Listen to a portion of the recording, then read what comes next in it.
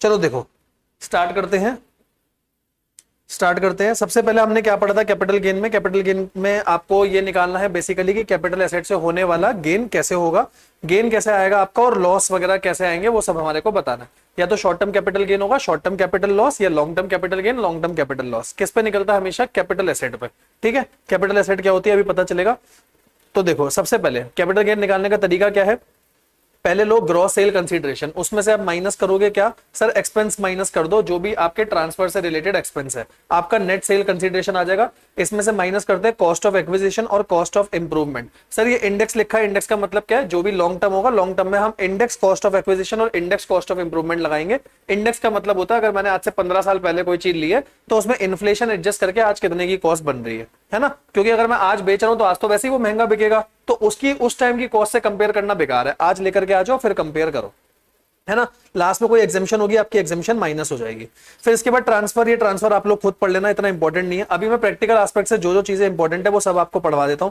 Capital asset के बारे में हमने पढ़ा था, कैपिटल एसेट क्या क्या चीजें होती है। एक्सेप्शन ध्यान रखना, कोई भी आपके धंधे का स्टॉक है वो कैपिटल एसेट कभी भी नहीं हो सकता। कोई भी पर्सनल इफेक्ट है, जैसे मेरा मोबाइल फोन, लैपटॉप, इनको मैं कैपिटल एसेट नहीं बोलूंगा, लेकिन कुछ एसेट हैं जिनको मैं बोलूंगा। ज्वेलरी को बोलूंगा, archaeological collection, any other work of art, इनको बोलूंगा। ड्रॉइंग पेंटिंग को मैं बोलूंगा। एग्रीकल्चरल लैंड जो अर्बन वाली है वो कैपिटल एसेट है, जो अर्बन वाली नहीं है, जो रूरल वाली है, रूरल वाली को आप नहीं बोलोगे। क्यों नहीं बोलोगे? रूरल वाली पे कोई भी कैपिटल गेन को हम नहीं देखते। ठीक है, गोल्ड डिपॉजिट और ये सब इतना इंपॉर्टेंट नहीं है। Type of capital asset, short term और लॉन्ग टर्म। इसकी सीधा आपको समरी बताता हूं, सीधा समरी देखो कैपिटल एसेट की। पहला जो 12 महीने से कम के हैं, सर जो 12 महीने से कम के हैं उसका मतलब ऐसे जो शेयर जो रिकॉग्नाइज स्टॉक एक्सचेंज पे है, अगर वो 12 महीने तक आप होल्ड करते हो तो शॉर्ट टर्म, 12 महीने से ज्यादा होल्ड करोगे तो लॉन्ग टर्म बन जाएगा। ठीक है, unit of equity oriented, unit of UTI और जीरो कूपन बॉन्ड्स, इन सब में केस इतना सा है खाली 12 महीने से कम मैंने होल्ड कर रखे, क्या बोलोगे? 12 महीने से कम में क्या बोलोगे? Short term. 12 महीने से ज्यादा में लॉन्ग टर्म। ठीक है, 24 महीने आप लोग बोलो, साथ में पार्टिसिपेट करो। 24 महीनों में कौन कौन सी चीजें? लैंड और बिल्डिंग, और दूसरा कौन सा आपका? Unlisted share. सर अनलिस्टेड का मतलब जो रिकॉग्नाइज स्टॉक एक्सचेंज में नहीं है उन शेयर की बात करी गई। सर 36 महीने, 36 से कम में कौन कौन से? Date oriented. या 36 में बाकी सारे आ जाएंगे, जो पहले 2 में नहीं आ रहे वो बाकी सारे आ जाएंगे। अगर आपने 3 साल तक होल्ड करके कोई भी एसेट रखा है तो शॉर्ट टर्म, 3 साल से ज्यादा रखा है तो लॉन्ग टर्म। लेकिन इसमें ये वाले एसेट इनको छोड़ के बाकी सारे, है ना? तो एक हुआ हमारा 1 साल, एक हुआ आपका 2 साल, फिर एक हुआ आपका 3 साल। यहां तक कोई दिक्कत तो नहीं? शॉर्ट टर्म और लॉन्ग टर्म। फिर इसके ऊपर हमने क्वेश्चन देखे थे, ये फालतू के क्वेश्चन थे अपने, है ना? फिर इसके बाद अपन आगे गए कौन कौन सी चीजें ट्रांसफर होती है नहीं होती, ये पढ़ लेना। थ्योरी के लिए इंपॉर्टेंट है, प्रैक्टिकल के लिए आपका इंपॉर्टेंट नहीं है इतना। थ्योरी का क्वेश्चन इसमें से आ जाता है। एक क्वेश्चन आईसीआई मॉड्यूल का भी था आपका। अब आता है मेन बात, सर कॉस्ट ऑफ एक्विजिशन आपकी क्या होगी? कॉस्ट ऑफ एक्विजिशन में सबसे पहली बात एक चीज चेक करना, अभी हमने गिफ्ट चैप्टर नहीं पढ़ रखा। अगर गिफ्ट के चैप्टर में कुछ ऐसा होता है कि मेरे को किसी ने कोई गिफ्ट दिया और मेरे हाथ पे टैक्सेबल है, मतलब मेरे को उस अमाउंट पे टैक्स देना है, तो मान लो मेरे को 10 लाख की कोई प्रॉपर्टी गिफ्ट में मिली, मेरे को उस पर टैक्स देना, मैंने जमा करा दिया टैक्स। अब अगर आगे वो मैं प्रॉपर्टी बेचूंगा तो उसमें मैं अपनी कॉस्ट दिखा सकता हूं 10 लाख, मेरे को राइट है, क्योंकि भाई जब मेरे को मिली मैं उस पर टैक्स दे चुका हूं। लेकिन अगर गिफ्ट के प्रोविजन ऐसे लगे कि मेरे को जो गिफ्ट मिला उस पर नहीं लग रहा टैक्स, जैसे रिलेटेड पार्टी के केस में नहीं लगता, रिलेटेड पर्सन के केस में नहीं लगता, मैंने कोई टैक्स नहीं दिया, उस केस में मैं अपनी कॉस्ट क्या दिखाऊंगा जब मैं आगे बेचूंगा? मान लो मैंने वो चीज आगे 15 लाख की बेच दी, उस केस में मेरी कोई कॉस्ट नहीं आएगी, जो प्रीवियस ओनर की कॉस्ट थी वो आएगी। पीरियड ऑफ होल्डिंग भी प्रीवियस ओनर से चेक होगा। यही हमने पढ़ा था मंजुला जे शाह के केस लॉ में, अगर आपको ध्यान होगा तो। ठीक है, पहला कॉस्ट ऑफ एक्विजिशन ये वाली बात हुई हमारी। आगे चलते हैं, इसके बाद cost of capital asset being share in the project, ये आपका जॉइंट डेवलपमेंट एग्रीमेंट था। जॉइंट डेवलपमेंट एग्रीमेंट में मेरे को घर मिल रहा है, पैसे मिल रहे हैं, जो मिल रहे हैं सब मिला लो, वो आपकी कॉस्ट है, सारी चीजें मिलाने के बाद। और लास्ट जो पहले चीज स्टॉक इन ट्रेड थी, इसका हमने एग्जांपल लिया था कि मनीष जो है, मनीष वो गोल्ड चेन लेकर के बैठा है, उसकी गोल्ड चेन बिक नहीं रही है, उसने गोल्ड चेन खुद पहन ली। अब इसका क्या हुआ? जितने में बाहर वो बिकती उतना आपका कॉस्ट मान ली जाएगी कि वो आपने अपने लिए यूज करी, मतलब बेसिकली आपने अपने धंधे की कोई चीज अपने आप को बेच दी, वो ऐसा हो गया। ठीक है, कॉस्ट ऑफ एक्विजिशन में क्या क्या चीजें हमारी आती है? कितने में आपने खरीदा, उसके रिलेटेड क्या एक्सपेंस करे, कोई लोन लिया था उससे रिलेटेड वो भी। लेकिन ध्यान रखना हाउस प्रॉपर्टी से रिलेटेड लोन यहां नहीं लेते, क्योंकि उसका फायदा आपको हाउस प्रॉपर्टी में मिल जाता है। और एक चौथा केस जो बहुत इंपॉर्टेंट था, अगर मैंने मॉर्गेज प्रॉपर्टी, गिरवी प्रॉपर्टी को छुड़ाने के लिए कोई भी और खर्चे करे हैं तो वो भी सब मेरा कॉस्ट का पार्ट बनेंगे। ठीक है, गुडविल के लिए बात करी थी, सेल्फ जनरेटेड है, कोई कॉस्ट नहीं आएगी। अगर खरीदी है तो जो खरीदी है वो। गुडविल ऑफ प्रोफेशन कुछ भी आपको ध्यान में नहीं रखना। ठीक है, इसके बाद एक बात हमने इंपॉर्टेंट करी थी, बताओ इंपॉर्टेंट बात क्या थी? सर जो बेनिफिट ऑफ इंडेक्सेशन होता है वो आप बॉन्ड्स और डिवेंचर्स को मत दे देना गलती से भी। सुनो, डिवेंचर बॉन्ड्स, अरुण एक मिनट सुन, पहले डिवेंचर और बॉन्ड्स, डिवेंचर और बॉन्ड्स को इंडेक्सेशन का बेनिफिट नहीं मिलेगा, चाहे वो लंबे समय के लिए क्यों ना रखे हुए हमारे पे। लंबे समय के लिए रखे हैं सर इंडेक्सेशन का बेनिफिट, मतलब मैंने आज से 10 साल पहले खरीदे थे 10 लाख की कॉस्ट पे, मैं आज भी 10 लाख ही माइनस करूंगा, मैं अपनी कॉस्ट बढ़ा नहीं सकता। असेसी हमेशा चाहेगा कि मेरी कॉस्ट बढ़े, क्यों? कॉस्ट बढ़ेगी कैपिटल गेन कम आएगा। सरकार हमेशा क्या चाहेगी? कॉस्ट कम हो, क्योंकि उनको टैक्स से मतलब है ना। तो इस केस में ये बोला गया बॉन्ड्स और डिवेंचर पे आप कभी भी इंडेक्सेशन का बेनिफिट नहीं दोगे। लेकिन एक बात हमने और पढ़ी थी, बताओ एक बात नीचे हमने यहां पर क्या पढ़ी थी, एक जो आपको बेनिफिट दिया हुआ है, क्या बेनिफिट कि 2001 पे मैं चेक करूंगा एफएमवी क्या थी उसकी, है ना, मैं वो हायर वाली एफएमवी ले सकता हूं। ये बेनिफिट किसके पास नहीं था? किसको नहीं दिया जाता था बताओ अगर आपको याद हो? गुडविल को, गुडविल को ये बेनिफिट नहीं दिया जाएगा। दूसरा एक बात और, सर मैंने कोई घर खरीदा था, पहले घर खरीदा, उसकी एफएमवी मैं ले सकता हूं, बताओ स्टैम्प ड्यूटी वैल्यू कम हो या ज्यादा हो? Stamp duty value, stamp duty value अगर 70 लाख है ना, एफएमवी आपकी 60 लाख है, आप बिल्कुल एफएमवी लो, कोई दिक्कत नहीं है। एफएमवी 70 लाख है, स्टैम्प ड्यूटी 60 है, मैं ज्यादा से ज्यादा स्टैम्प ड्यूटी ले सकता हूं, एफएमवी नहीं ले सकता। ये बात हमने लास्ट पढ़ी थी, ठीक है, यहां तक की हमारी सारी बातें हुई थी। अब हम चलते हैं जरा आज के पार्ट पे डिस्कशन करते हैं। आज आप बहुत सारे क्वेश्चन करोगे, लेकिन उससे पहले जरा ये समझ लो, देखो बहुत छोटा सा और बेकार टॉपिक है, लेकिन बेकार मतलब आपके पेपर में ना इसमें से क्वेश्चन कभी कभी बन जाता है। देखो क्या, कॉस्ट ऑफ एक्विजिशन क्या लूंगा, पीरियड ऑफ होल्डिंग क्या मानूंगा, इन टाइप्स के लिए बताओ। सबसे पहली बात ओरिजिनल शेयर, ओरिजिनल शेयर भाई जिस दिन मैंने पेमेंट करी वो मेरी कॉस्ट ऑफ एक्विजिशन हो गई, और जिस दिन से मेरे को अलॉटमेंट हुई उन शेयर की, वहां से पीरियड ऑफ होल्डिंग काउंट होगा। पहले में तो कोई दिक्कत नहीं, पहला तो क्लियर है। अगला समझना सर बोनस शेयर, पहले बताओ बोनस शेयर के लिए क्या कुछ आप अलग से पैसे देते हो? बोनस शेयर के लिए आप कुछ अलग से पैसे देते हो? बोनस शेयर के लिए मैं कुछ अलग से पैसे नहीं देता। कॉस्ट आएगी कुछ? कॉस्ट कुछ नहीं आएगी, लेकिन पीरियड ऑफ होल्डिंग कहां से लोगे? जिस दिन से आपको मिले, कोई दिक्कत नहीं आता। अगला समझो, right share purchase by original share holder. Right share का कंसेप्ट पता है आप लोगों को क्या होता है?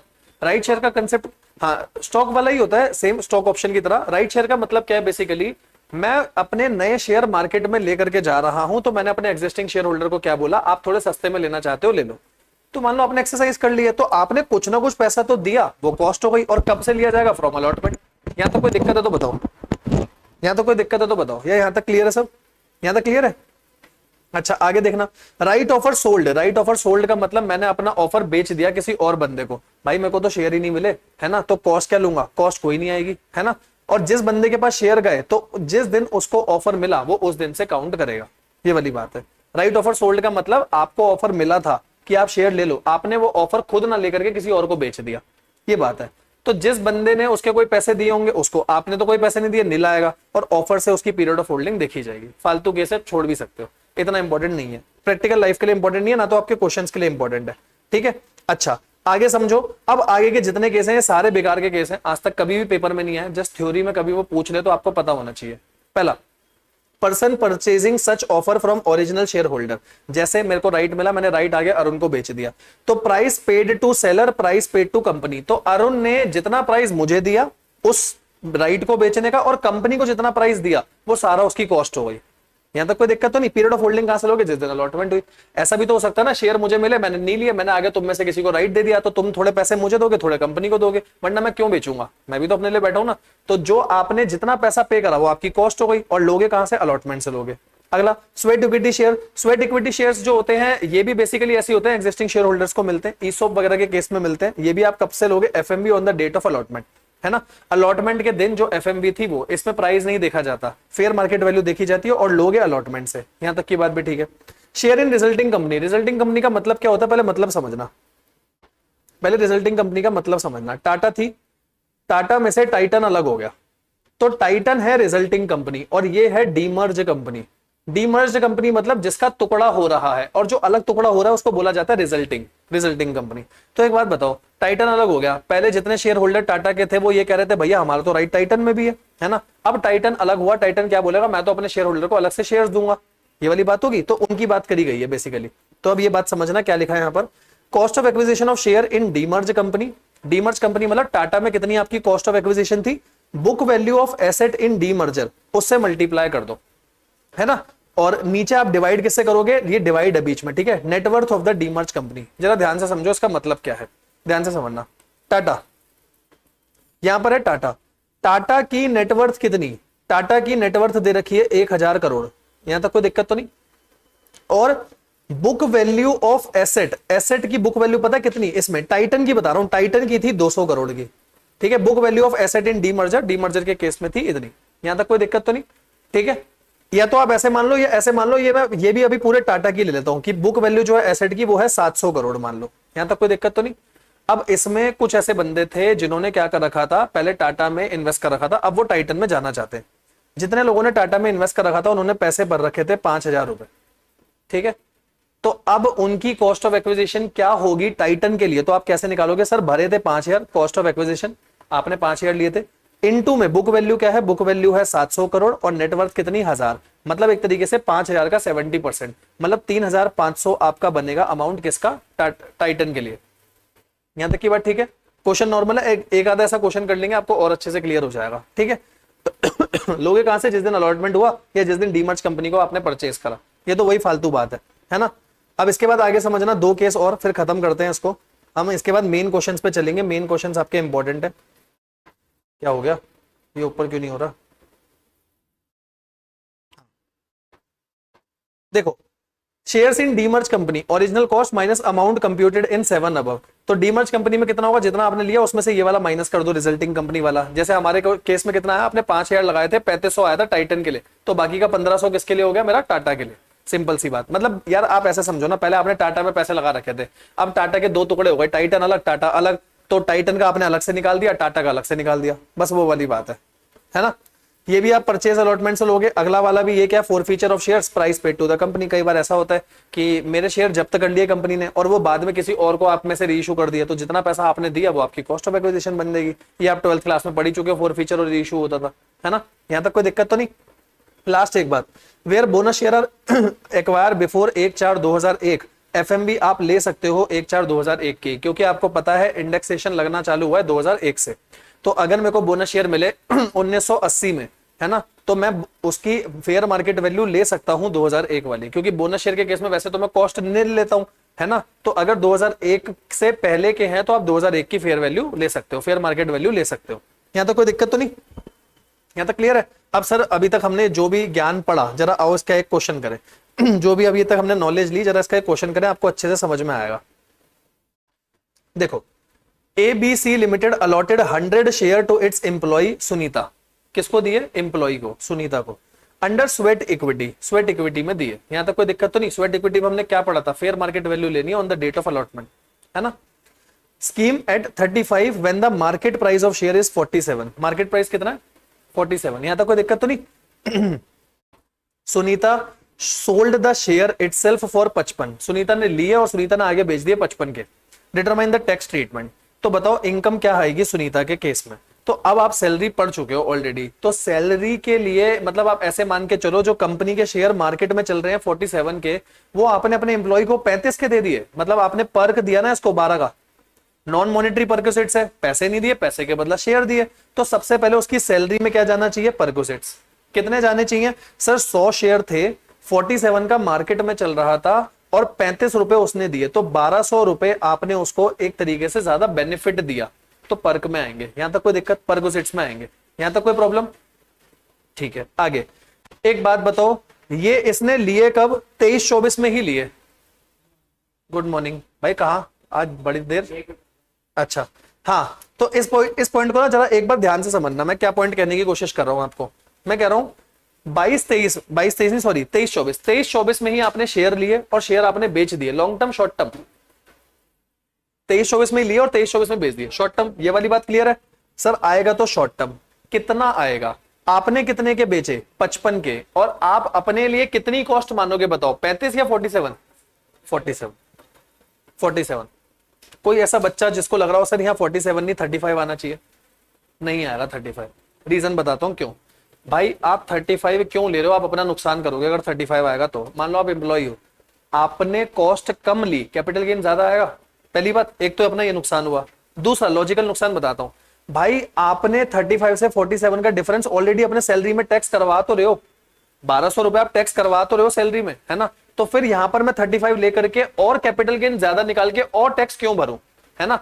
तो एम्प्लॉय से सिंपल सी बात क्या बोली, मार्केट से जितना तेरे को सस्ता मिला वो तो तेरा सैलरी में जाएगा, उसको तो छोड़ दो, वो कहां जाएगा, सैलरी। पहली बात, ठीक है। अब जितने में तुम्हें मिला और तुमने आगे बेचा, उसका डिफरेंस कहां जाएगा, कैपिटल गेन में।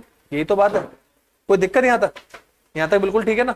तो देखो केशव, एक मिनट ये पेज निकाल 6.8, एक बार मैं दोबारा रिपीट करता हूं क्योंकि थोड़ा सा इंपॉर्टेंट है, गलती से पेपर में आ गया तो पता होना चाहिए। चलो ये मेरा ये वाला खुला हुआ है ना, ठीक है।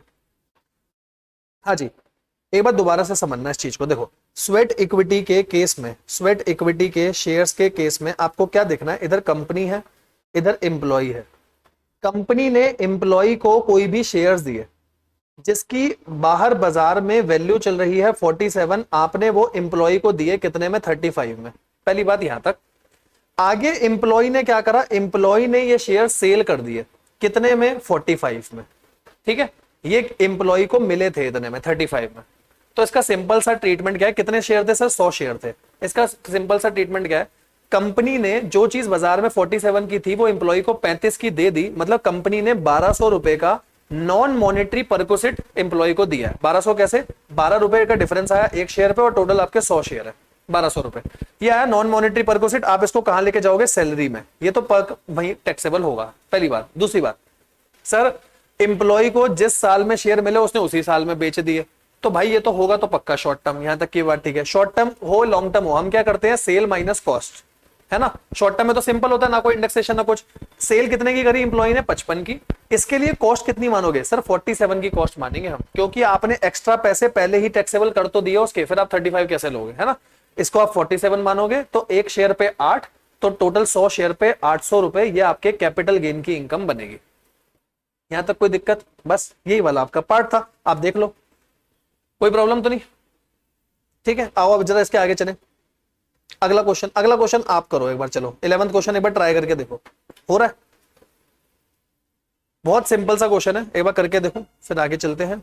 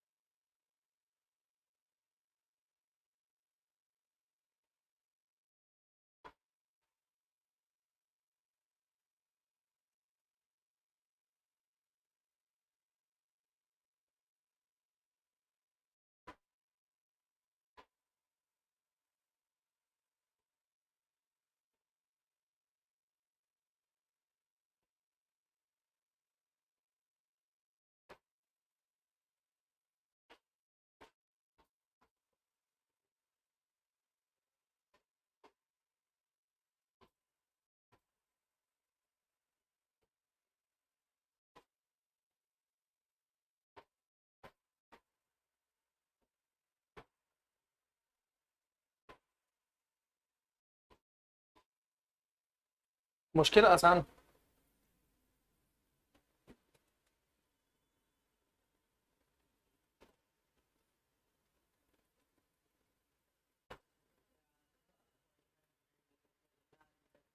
लेकिन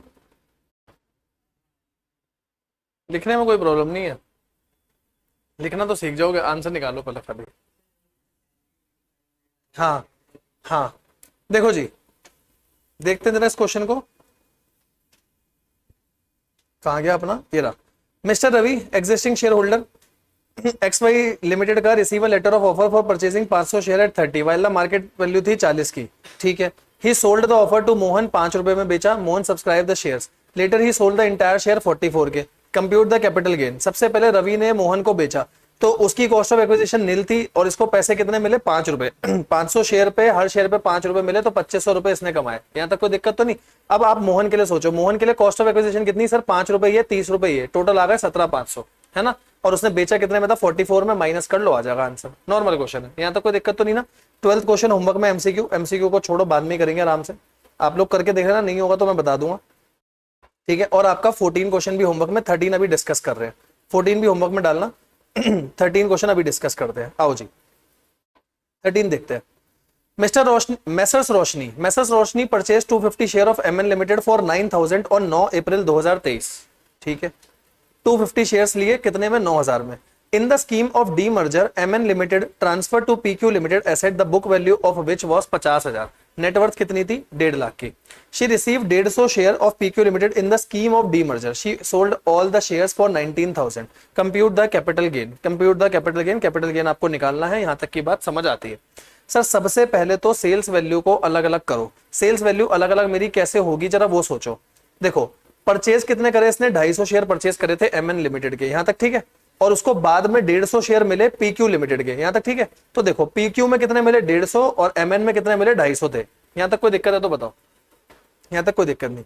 सर सारे के सारे शेयर आपने 19,000 में बेच दिए, तो टोटल शेयर कितने हो गए 250 और 150, कितने हो गए टोटल 400।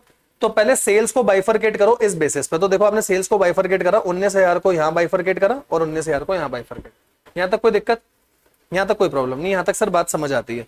अब जरा इसके बाद थोड़ा सा आगे चलते हैं।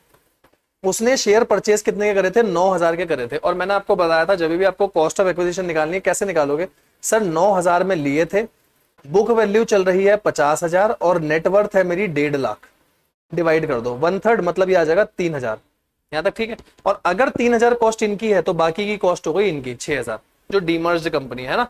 पहले हम किसकी निकालते हैं, हमेशा रिजल्टिंग की, आपने पहले रिजल्टिंग की निकाली और बाकी जो बैलेंस बच गया वो कहां डाल दिया, डीमर्ज में, बस माइनस कर दो, इसका इतना बचा इसका इतना बचा, दोनों का कैपिटल गेन मिला करके इतना हो गया, है ना। सर शॉर्ट टर्म क्यों आया, क्योंकि सारा का सारा काम एक ही साल में करा, आप चेक कर सकते हो डेट्स, कोई दिक्कत परेशानी। कॉस्ट ऑफ एक्विजिशन किसमें, पीक्यू लिमिटेड में, भाई देख जब भी टाटा है, टाटा के बाद ये हो गया टाइटन, ठीक है। तो जो रिजल्टिंग कंपनी है इसकी हमेशा कॉस्ट ऑफ एक्विजिशन कैसे निकलती है, इसका फॉर्मूला है, पहले देखो टोटल आपकी कॉस्ट ऑफ एक्विजिशन क्या थी, वो थी आपकी 9,000, 9,000 में आपने खरीदा था, इनटू में आप करते हो बुक वैल्यू किसकी, नेट एसेट्स की, और नीचे क्या लेते हो, नेटवर्थ, जितना आएगा वो इनका हो गया, बाकी का जो रिमेनिंग है वो टाटा का बच गया, डीमर्ज कंपनी का, ठीक है। ऐसे टोटल, हाँ टोटल कंपनी की, डीमर्ज कंपनी की, ठीक है ना, वो लेंगे हम, तो उसे हिसाब से जितना आएगा वो रिजल्टिंग का, बाकी जो बच गया वो डीमर्ज का। यहां तक कोई दिक्कत, यहां तक क्लियर है।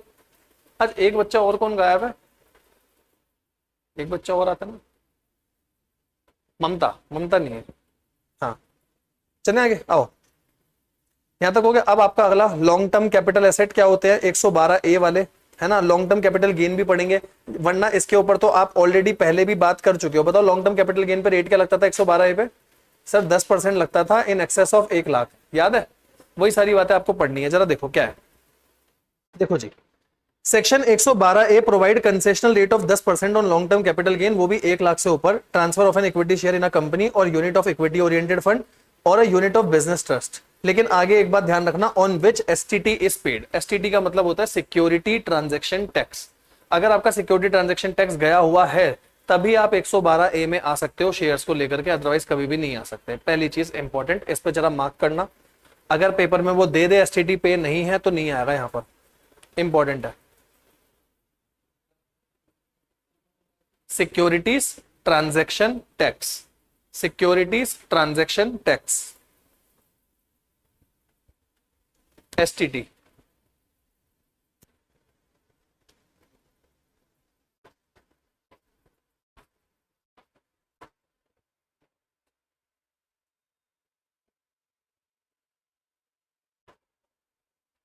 तो अगर आपने एसटीटी पे कर रखा है तो 112A में आओगे, अदरवाइज नहीं आओगे। अब समझना इसके बाद, prior to financial year 18-19 LTCG listed equity share पे एग्जेम्प्ट होता था 18-19 से पहले। फिर if STT was paid on such transaction, अगर एसटीटी पे है तो एग्जेम्प्ट होता था। लेकिन 1 फरवरी 2018 से इन्होंने क्या करा, फाइनेंस मिनिस्टर ने एग्जेम्पशन निकाली और उसको बोला हम आपको 112A में टैक्स तो लगाएंगे 10%, मतलब उससे पहले जो अभी 10% लगा ना ये भी नहीं था, ठीक है। फिर इन्होंने ये चीज लगाई, in order to provide the relief for to all those person who had purchased the share before such announcement, government decided not to tax the benefit that has arisen before 1 फरवरी 2018। 1 फरवरी 2018 से पहले आपने कोई शेयर लिए, share बेच दिए, कुछ भी हो रहा हो, हम उस पर आपका कोई टैक्स नहीं लगाएंगे। यहां तक की बात ठीक है? ये बात क्यों लिखवाई है, रीजन बताता हूं, अब आगे पढ़ना।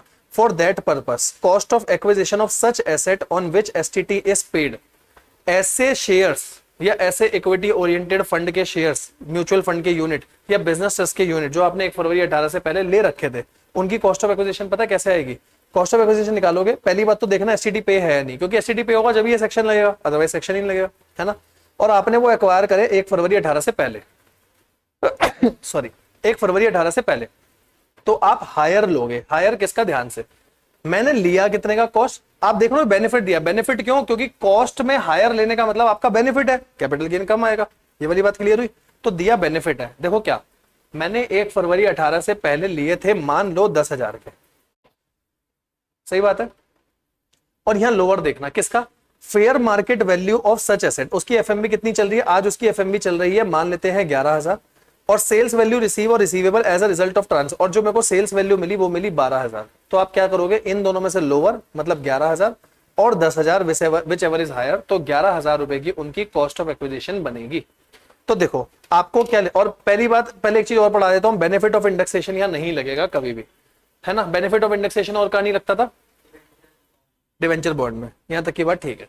एक बार दोबारा से समझो सर, 112A में कोई भी सिक्योरिटी आ रही है, उसकी कॉस्ट ऑफ एक्विजिशन कैसे निकलेगी? अगर 1 फरवरी 18 से पहले है तो, 1 फरवरी 18 के बाद है कोई दिक्कत नहीं, 18 से पहले है तो पहले लो कॉस्ट, कॉस्ट ले ली, इसको साइड कर दो, कॉस्ट ले ली, आगे एफएमवी लो, और एफएमवी के साथ चेक करो कितने में आपने बेचा, उन दोनों में से लोअर क्या है, उस लोअर को कॉस्ट के साथ कंपेयर करूंगा, विच एवर इज हायर, उतनी मेरी कॉस्ट बनेगी। कॉस्ट आ रही है आपके सामने, अब आप गेन आराम से निकाल सकते हो, है ना। हमने जितने पहले क्वेश्चन करे, हमने तो सीधा एलटीसीजी लिया हुआ था, हम टैक्स ट्रीटमेंट सीख रहे थे, यहाँ हम एलटीसीजी निकालना सीख रहे हैं। यहाँ तक कोई दिक्कत तो नहीं? क्वेश्चन देखो, क्वेश्चन से आपको एक बारी में क्लियर हो जाएगा। सबसे पहले क्वेश्चन देखो, ये नीचे जो ये एग्जांपल दे रखा है ना, फॉर बेटर क्लैरिफिकेशन, सीधा पहले ये वाला एग्जांपल देखो, आपको देखो सारे पॉइंट क्लियर होंगे एक ही बार में। पहले ये केसेस देखना जरा ध्यान से मेरे साथ साथ, बाद में अपने आप पढ़ना। डेट ऑफ परचेज है 14 नवंबर 2015, बताओ क्या करोगे? 2018 से पहले किया, यहां तक कोई दिक्कत तो नहीं? देखो परचेज प्राइस था 3 लाख, एफएमबी चल रही है 31 जनवरी 2018। अच्छा यहाँ पर एक चीज और लिख लेना, आपको एफएमबी कौन से दिन की देखनी होती है? एफएमबी देखनी होती है 31 जनवरी 2018 की, यहां लिख लेना 31 जनवरी 2018, क्योंकि 1 फरवरी 2018 से पहले की बात हो रही है ना, तो लास्ट आप एफएमबी 31 जनवरी 2018 की देखोगे, 31 जनवरी 2018। ठीक है, आओ अब समझते हैं जरा। देखो मेरे साथ साथ इधर ही देखना अभी स्क्रीन पर, परचेज प्राइस 3 लाख, एफएमबी चल रही है 320, सेल्स वैल्यू है 4.5 लाख, यहां तक कोई दिक्कत तो नहीं? और डेट ऑफ सेल है 23 में। एक बात बताओ, 15 में शेयर लेकर के आप 23 में बेच रहे हो, long term short term? Long term, पहली बात क्लियर, लॉन्ग टर्म होगा। कॉस्ट ऑफ एक्विजिशन कितनी आएगी सर? कॉस्ट ऑफ एक्विजिशन आती है इन दोनों का लोअर, पहले देखो लोअर कितना आएगा, 320, 320 और 3 lakh whichever is higher, तो 320, तो आपने देखो यहाँ ले ली 320, कोई प्रॉब्लम तो नहीं? यहाँ तो कोई problem? Long term capital gain कैसे आएगा सर? सेल्स वैल्यू है 4.5, 4.5 में से 320 माइनस करो, 1,30,000, 1,30,000 आया। 1 लाख से ऊपर पे टैक्स लगता है, खाली 30,000 पे 10% का टैक्स आएगा, 3,000, कोई दिक्कत? पहला केस पूरा क्लियर है? नीचे दिमाग देख लो, क्या एग्जेम्पशन 1 लाख की मिलेगी, क्योंकि ये हम मान के चल रहे हैं एसटीटी पे है, हम मान के चल रहे हैं एसटीटी पे है हर केस में, ठीक है। यहां तक कोई दिक्कत तो नहीं? यहां तक की बात हो गई। अच्छा आगे देखो अगला केस, सर आपने लिए 2016, अभी भी 2018 से पहले के, परचेज करे 4 में, एफएमवी और सेल्स वैल्यू इतनी, इन दोनों में से पहले लोअर देखोगे कितना आएगा, 360, 360 और 4 lakh whichever is higher, 4 lakh आएगा, कॉस्ट आई 4 लाख की, लॉन्ग टर्म होगा अभी भी, और 490 में बेचा, 90,000 का आपका क्या आ गया, गेन आ गया, लेकिन टैक्स कुछ नहीं आएगा क्योंकि 1 लाख तक कुछ नहीं आता, कोई प्रॉब्लम? पहले दो केस में तीसरा चौथा पांचवा छठा, एक बार पढ़ना आगे केस, तीसरे से लेकर के छठे तक एक बार केस पढ़ना, बताना कोई दिक्कत परेशानी लग रही है तो।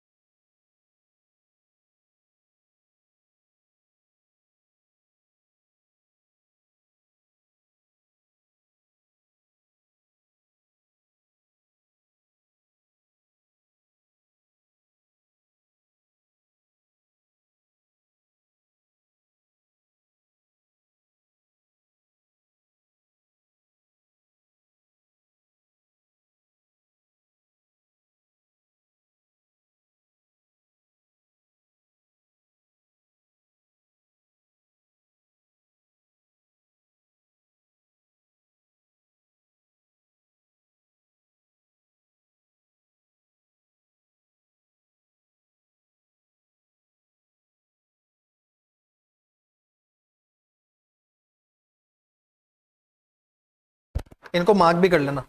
हाँ जी, देखो आपने केस नंबर 3, 4, 5, 6 पढ़ लिया होगा। 3, 4, 5, 6 आपने पढ़ लिया होगा। जरा समझना सर, पहले 2 केस में कोई दिक्कत नहीं, तीसरे में तो कुछ हो ही नहीं रहा, तीसरे को तो हटाओ। अब जरा हम पेन चेंज कर लें, आगे काम आएगा। ठीक है, चौथा केस। सर चौथे केस तो शॉर्ट टर्म कैपिटल एसेट है, शॉर्ट टर्म कैपिटल एसेट है, सीधा 15% लगेगा। आपको पता है 112A अप्लाई नहीं होता, लॉन्ग टर्म कैपिटल गेन में होता है। पांचवें केस में इंपॉर्टेंट क्या है, हमारा लॉन्ग टर्म कैपिटल लॉस हो रहा है, और लॉन्ग टर्म का, अच्छा ऊपर चल नहीं रहा, यहां चलेगा। लॉन्ग टर्म का जो कैपिटल लॉस है वो सिर्फ सेट ऑफ हो सकता है लॉन्ग टर्म कैपिटल गेन से। ध्यान रखना ये बात भाई। देखो एक लॉस होगा शॉर्ट टर्म, एक होगा लॉन्ग टर्म।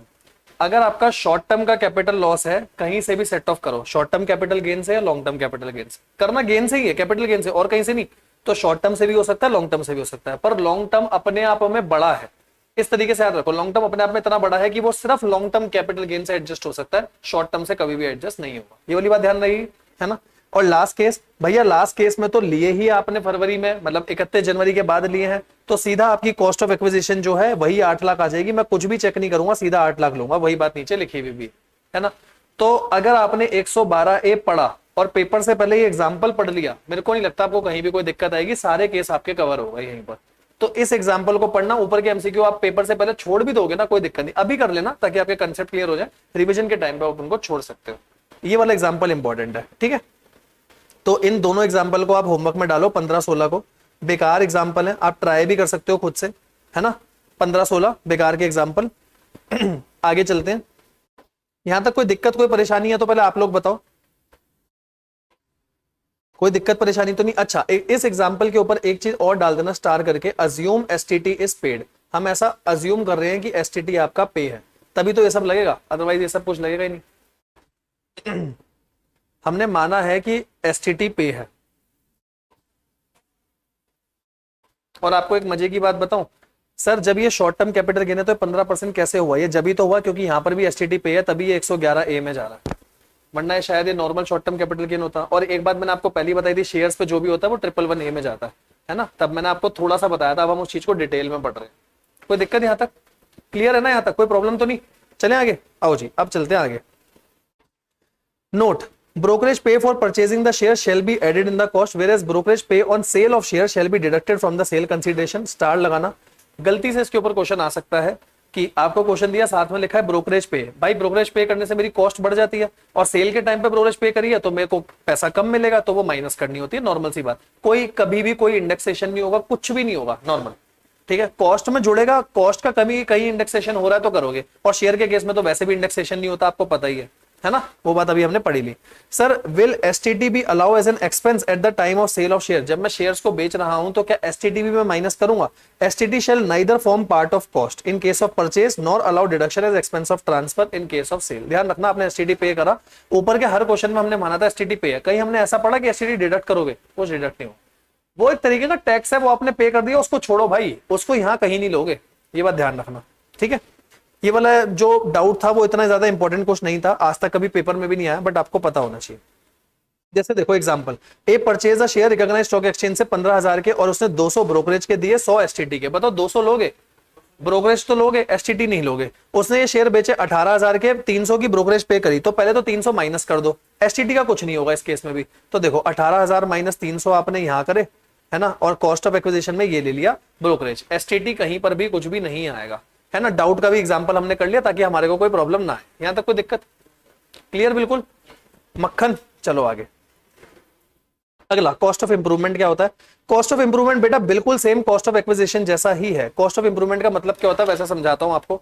आपने घर ले रखा था, घर के बाद उसके ऊपर आपने कुछ बनवाया, उसी के ऊपर थोड़ा सा और एक फ्लोर बनवा दिया, या उसको आपने इंप्रूव करवाया, रेनोवेट करवाया, वो सब खर्चा। तो कह रहे हैं जैसे आप कॉस्ट ऑफ एक्विजिशन को इंडेक्सेशन में लेकर आते थे, इसको भी लेकर क्या होगे, बस इतनी सी बात है। तो देखो मेन बात यहाँ पर क्या है, ऑलरेडी हाईलाइट हो रखी है, कैपिटल एक्सपेंडिचर होना चाहिए, रेवेन्यू नहीं होना चाहिए। ऐसा नहीं आप बोलो हर रोज के रोजमर्रा के रिपेयर मेंटेनेंस के खर्चे ले रहे हो, ऐसे नहीं चलेगा, है ना। Incurred by assessing making any addition improvement to capital asset. आप क्या कर रहे हो, कोई एडिशन या इंप्रूवमेंट करो। एडिशन का मतलब घर के ऊपर एक फ्लोर ऐड करना, इंप्रूवमेंट का मतलब मैं उसके रेनोवेशन करवा रहा हूँ, ठीक है।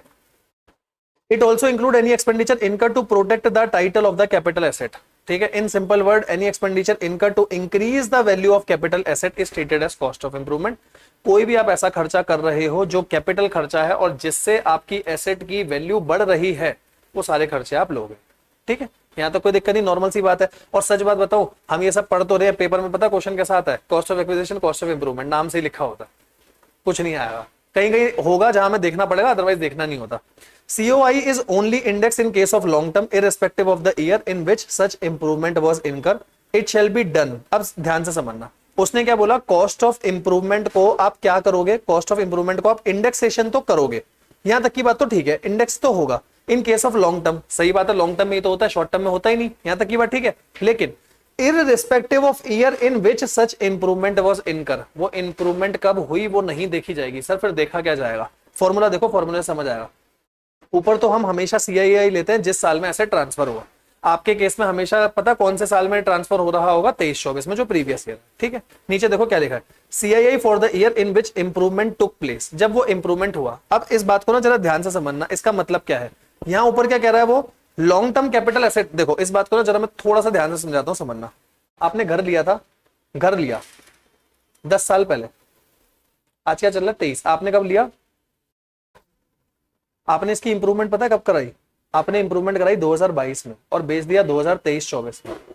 अब बच्चा पता कंफ्यूज क्या होता है, सर घर के लिए कंसीडर करूं तो it is a long term capital asset, बात समझ आती है। सर इंप्रूवमेंट के लिए मैं लॉन्ग टर्म कैसे मानूं, इंप्रूवमेंट तो 1 साल पहले हुई है। तो उस पर सरकार क्या कह रही है, आपको नहीं देखना इंप्रूवमेंट कौन से साल में हुई है, अगर आपका मेन एसेट लॉन्ग टर्म है तो इंप्रूवमेंट हमेशा लॉन्ग टर्म है, तो इंडेक्सेशन तो होगा, इंडेक्सेशन होगा। इंडेक्सेशन कैसे होगा, जो भी आपका कॉस्ट ऑफ इंप्रूवमेंट है, जिस साल में आपने बेचा उसका CII, नीचे जिस साल में इंप्रूवमेंट हुआ, ठीक है। मतलब इंडेक्सेशन के पर्पस के लिए, CII के पर्पस के लिए मैं देखूंगा कौन से साल में हुआ, लेकिन ये चेक करने के लिए कि वो लॉन्ग टर्म है या शॉर्ट टर्म है, मैं कभी भी नहीं देखूंगा, मैं सिर्फ मेन एसेट को देखूंगा। ये बात है, बात क्लियर हुई, ठीक है। पॉइंट बहुत टेक्निकल सा, ध्यान से समझना है। बच्चे गड़बड़ क्या करते हैं, बच्चे कहते हैं एक तरफ आप लिख रहे हो कि उसको नहीं देखा जाएगा, दूसरी तरफ आप उसको ले रहे हो। भाई नहीं, नहीं देखा जाएगा नेचर देखने के लिए कि लॉन्ग टर्म है या शॉर्ट टर्म है, लेकिन देखा जाएगा अगर इंडेक्सेशन करना है तो। मेरे को पता तो हो ना कौन से साल में करा, लूंगा तो वहीं से। बात क्लियर हुई नहीं हुई, यहां तो कोई दिक्कत, ठीक है। ये वाला पॉइंट डालना बहुत जरूरी था, इसके ऊपर एक बार क्वेश्चन आया था पेपर में और मेरे ख्याल से ऑलमोस्ट हर बच्चे का क्वेश्चन वो गलत ही था। एक आधा किसी बच्चे ने दिमाग लगा लिया तो लगा लिया, जब से फिर ये वाला पॉइंट आ ही गया आपका मेन उसमें। आगे देखो, COI cost of improvement in relation to goodwill of a business, trademark, copyright shall be nil, ठीक है। इनकी कोई कॉस्ट ऑफ इंप्रूवमेंट नहीं होती। तुम बोलो हाँ जी हमने गुडविल खरीदी, अब हमने उसको इंप्रूव करने का भी खर्चा करा, गुडविल को इंप्रूव करने का क्या खर्चा होता है, कुछ नहीं होगा। It shall be noted that COI इनकर बिफोर 1/4/2001 से पहले शेल बी इग्नोर। आपने घर लिया 1983 में, आपने उसमें 1990 में जाके कोई इंप्रूवमेंट कराई, भैया नहीं देखोगे। 1 अप्रैल 2001 के बाद कोई इंप्रूवमेंट करिए वो देखोगे, उससे पहले की देखनी नहीं है, कुछ नहीं करना, इग्नोर करना। कोई दिक्कत, करके देखो क्वेश्चन अगला 17वां क्वेश्चन, गुडविल के ऊपर क्वेश्चन है। 1/4 वाली बात, 1 अप्रैल 2001 से पहले मैंने कोई भी इंप्रूवमेंट कराई है, मेरे को उसको इग्नोर करना है, मैं कहीं भी नहीं ले सकता उसे, ये वाली बात है। बाद वाली सारी लेंगे, पहले की कोई भी नहीं लूंगा।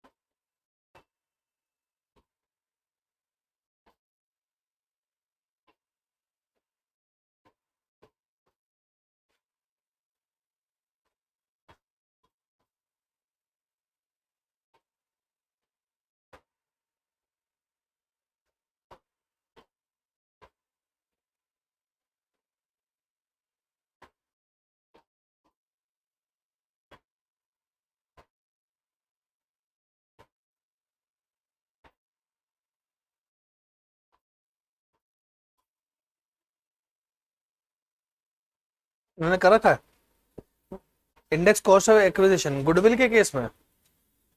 एक मिनट रुकना, हमने ऊपर क्या बात पढ़ी थी वहां पे, इंडेक्सेशन वाला बेनिफिट गुडविल को तो मिलेगा ना शायद, गुडविल को वो नहीं मिलता था 1/4/2001 वाला। 1/4/2001 वाला नहीं मिलता था। ये देखो, इंडेक्सेशन का बेनिफिट आपका बॉन्ड्स और डिवेंचर को नहीं मिलता, और गुडविल के लिए हमने पढ़ा था 1/4/2001 वाली बात, है ना। इसी दो बात पे मैं आपको बार बार कह रहा था, कंफ्यूजन होने के चांसेस है, वही आपके कंफ्यूजन हो गया होगा यहाँ। इंडेक्सेशन लोगे आप, बिल्कुल लोगे। देखो यहाँ नीचे लिखा हुआ भी है आपका, option to take FMB is not applicable in case of goodwill, इसीलिए 1/4/2001 की एफएमबी हम नहीं लेंगे।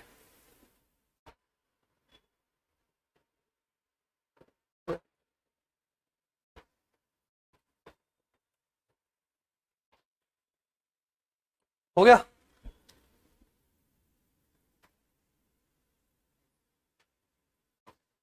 ठीक है, चलें आगे। आगे देखो, अगला क्वेश्चन नंबर 18, क्वेश्चन नंबर 18 करके देखो। 18 भी हो जाएगा आपसे एक ही बार में, 18 करो।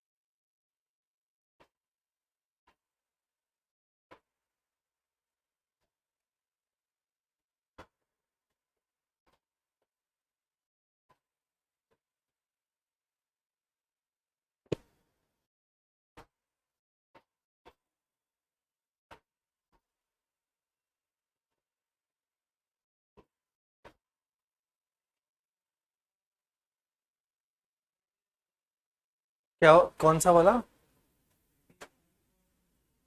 91 वाला इग्नोर करेंगे। 91 वाला नहीं लिया होगा, कॉस्ट ऑफ इंप्रूवमेंट। एक मिनट, कौन सा कह रहा है? 18 क्वेश्चन कह रहा है ना? 18 क्वेश्चन में कौन सा पॉइंट? थर्ड वाला, फेयर मार्केट वैल्यू।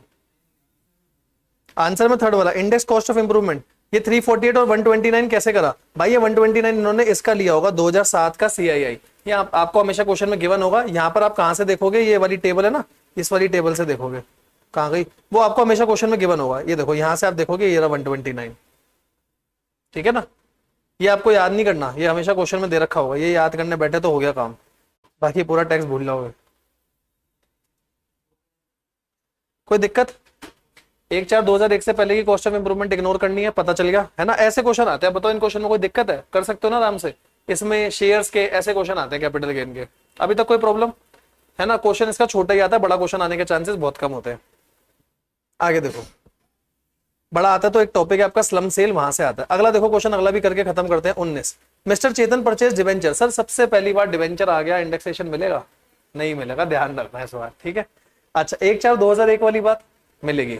अच्छा, 10/5/1999 पहले लिए, जानबूझ के इसने पहले के दिए। एफएमबी ऑफ द डिवेंचर 1/4/2001 को था, तो मैं ये लूंगा कॉस्ट ऑफ एक्विजिशन के लिए। डिवेंचर उसने 36,000 के बेचे, तो 36,000 माइनस कॉस्ट ऑफ एक्विजिशन जो है आपकी 17,000, वो ले लोगे। सीधा 17,000 माइनस होगा, विदाउट एनी इंडेक्सेशन आंसर आ जाएगा। देखो लिखा है बेनिफिट ऑफ इंडेक्सेशन नहीं मिलता, लेकिन ये वाला बेनिफिट जरूर मिलता है कि आप हायर ले सकते हो 1/4/2001 वाली बात को।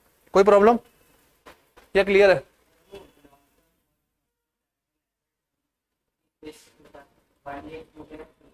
हाँ, उस बेसिस पे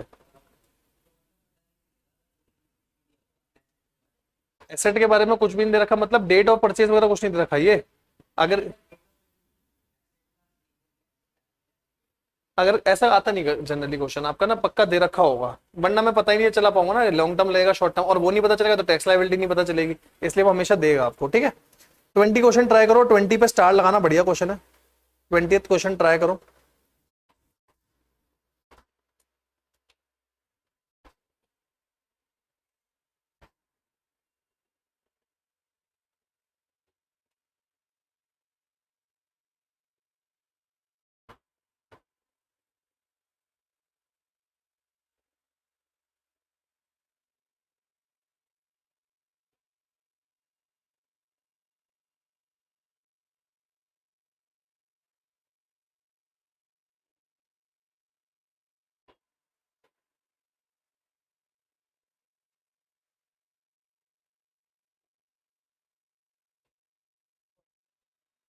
कौन सा?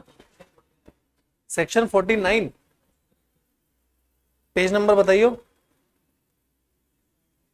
6.5।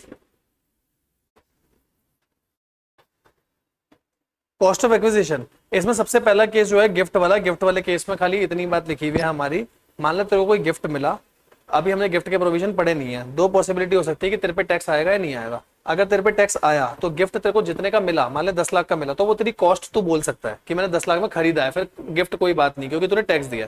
तूने टैक्स नहीं दिया तो जितने में मैंने खरीदा वो कॉस्ट आएगी, तेरी वाली कोई कॉस्ट नहीं आएगी उस केस में। रिलेटेड को दिया तो रिलेटेड में एग्जाम्प्ट होता है, कोई टैक्स नहीं लगता, और टैक्स नहीं लगता तो उनकी जो कॉस्ट है वो कंसीडर करोगे, वो नहीं दे रखी तो आप कंसीडर ही नहीं करोगे कुछ।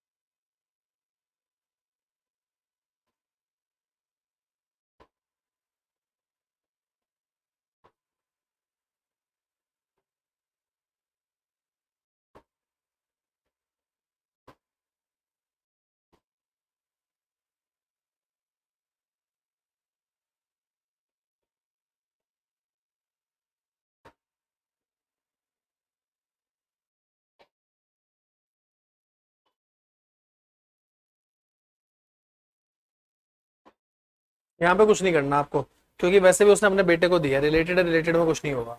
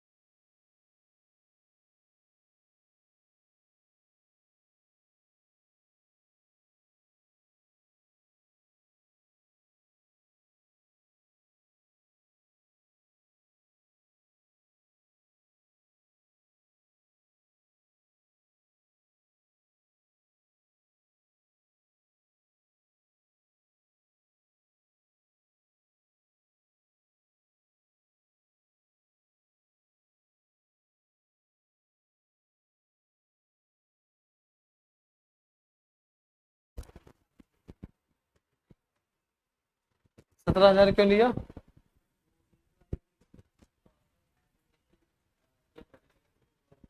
नहीं नहीं, वो बात ठीक है, गिफ्ट के केस में प्रीवियस ओनर की देखनी है, लेकिन 1,4,2,001 का फायदा तो मिलेगा ही ना।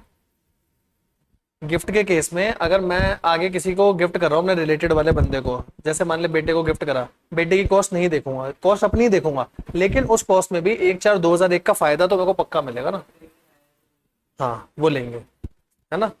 तो आप 39,000 तो लोगे ही लोगे। और एक चीज इसमें और, एक्सपेंसेस ऑन ट्रांसफर माइनस करना मत भूलना, ट्रांसफर एक्सपेंस हमेशा माइनस होते हैं आपके।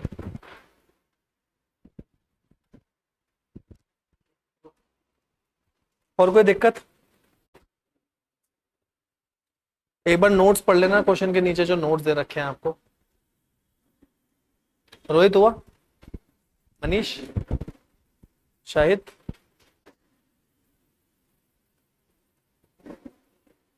नोट जरूर पढ़ना, कई बार ऐसे नोट्स आपको लिखने भी होते हैं पेपर में, तो आपको पता होना चाहिए थोड़ा बहुत।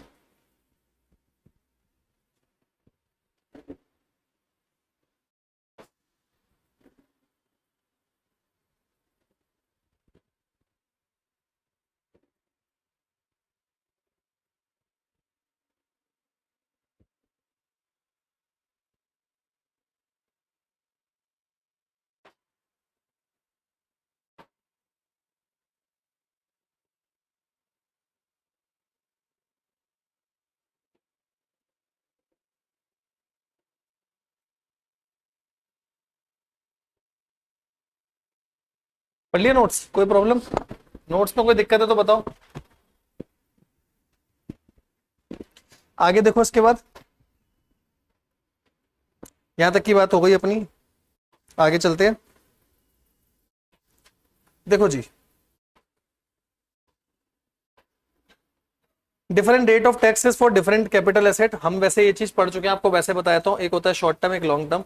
शॉर्ट टर्म में हमने दो पढ़े, कि 111A और एक अदर। अदर पे क्या लगाते हो? स्लैब। यहाँ क्या लगता है? 15%, है ना। और लॉन्ग टर्म में 112A पे कितना? 10% एक्सेस ऑफ 1 लाख। और 112 पे ये आप ऑलरेडी पढ़ चुके हो, है ना। एक बार इनको फटाफट से करते हैं। देखो सबसे पहले 111 में 15% लगेगा। क्या बोला? एसटीसीजी। ध्यान रखने वाली बात यह है जिसपे एसटीटी पे हुआ हो, इक्विटी शेयर, इक्विटी ओरिएंटेड और बिजनेस ट्रस्ट, ठीक है।